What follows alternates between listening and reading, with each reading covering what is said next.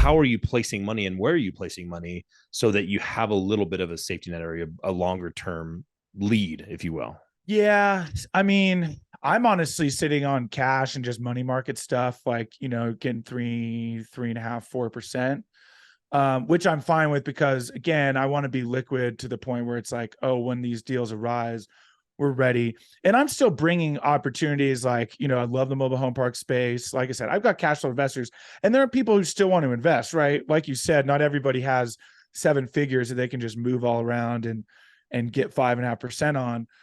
So for those of you that have, 50, 100,000 of investable capital, and I want to clarify investable capital because we talked about this.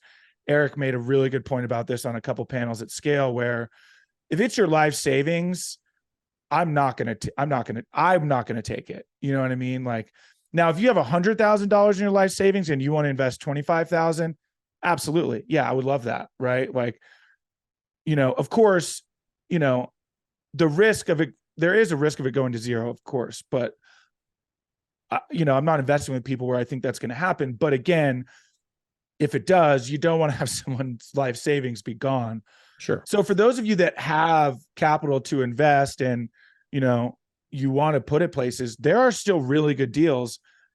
It's just that you have to be okay with no cash flow right now and quarterly updates that really don't have any update in them, right? It's just kind of like, hey guys, they're like, this is, we just still so you own know, it. people are still Samesies. living. Yeah, people are still living in our apartments, just so you guys know. You know what I mean?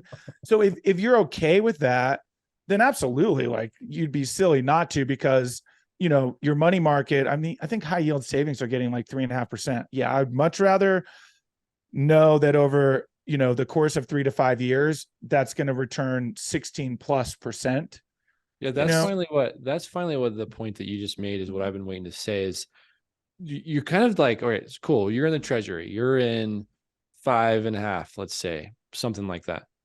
That's significantly different than 16, 17, 18, right? So we talk about annualized return. That's really the key.